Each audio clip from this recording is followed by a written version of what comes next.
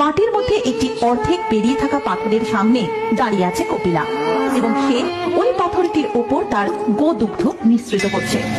এই দৃশ্য দেখে গোটা গ্রামবাসী হতবাক হয়ে পড়ে এবং তারপর মাটি খুঁড়ে সেই পাথরটিকে তুলে আনা হয়। রাজা স্বয়ং সেই পাথরটিকে তার গৃহে নিয়ে যান এবং সেই রাত্রেই রাজা স্বপ্নে দেখেন, বিষ্ণুদাস, ওঠো বিষ্ণুদাস, ওই পবিত্র পাথরের মধ্যে স্বয়ং আমি বিরাজমান। আমি তোমাকে আদেশ করছি, তুমি এখানে আমার একটি মন্দির প্রতিষ্ঠা করবে, যার নাম হবে বাবা তারকনাথের মন্দির। আর তুমিই হবে আমার মন্দিরের প্রধান পুরোহিত। আর এই মন্দিরের নাম অনুযায়ী এই স্থানের নাম হবে তারকেশ্বর। এমন স্বপ্ন দেখে রাজার ঘুম ভেঙে যায় এবং পরের দিন থেকেই তিনি মন্দির নির্মাণের কাজ শুরু করেন।